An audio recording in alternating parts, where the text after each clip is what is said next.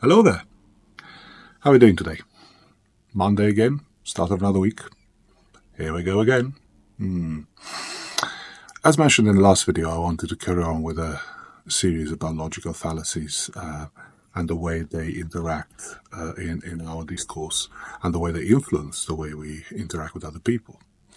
And today's theme is a very brief one, actually, because it's very simple. It's got a fancy name. It's called Ad Hominem. Comes from the Latin. And it basically refers to a tendency when we are losing an argument and we don't really have any viable information or facts or answers to contribute to that debate. We are then starting to attack the person making the point, attacking the person we're talking to, our interlocutor, rather than actually contributing to the debate overall.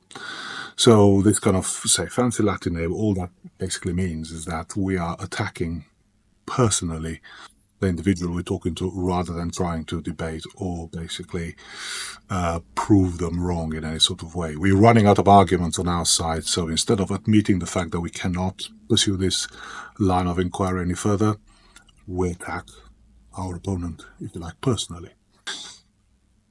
I'm sure you've had experience of this, especially online, where when people are arguing something and they can't seem to take that idea any further, start picking on whatever somebody's profile picture looks like or the way they spell and stuff like that. And to be honest, I think at some point in our lives, we've all been responsible for this. We've all done this, right? Admittedly, some of us maybe have not done this past high school, possibly. But actually, it happens at all ages, in all walks of life. At any point in discourse. You can see it from political debate sometimes, all the way to the playground, where we are attacking our opponent rather than trying to argue them. And more importantly, the attacks are personal, are based on their appearance, their speech, the way they dress and so on, rather than on a point they might have made. Because then that's what debate is like. We're actually talking about a certain feature coming from opposite sides, and we're arguing about who's right and who's wrong, and we're trying to use facts and logical reasoning to prove a point. Again, ad hominem starts where we forgo all this and we start to attack the person directly. So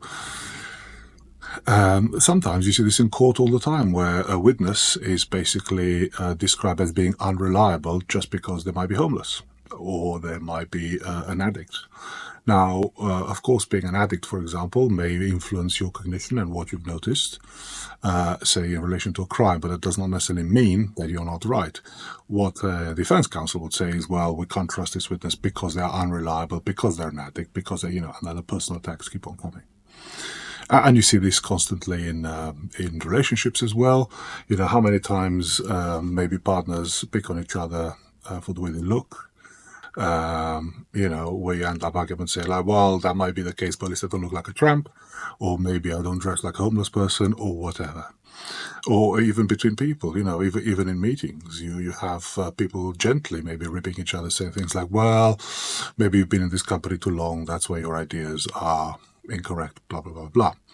So even going from downright insults, which the most basic form of ad hominem can be, as in, you're fat, you're ugly, you're stupid, you're whatever, to a slightly more subtle way, where you're saying, well, maybe we wouldn't expect any other thing from a person of your age, which is essentially age is saying, you're so old that we can't really respect what you're saying.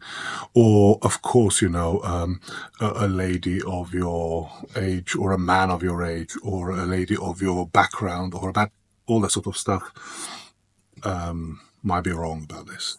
And it's essentially replacing any argument that we may have, any debate, with something that's totally relevant. I think one of the greatest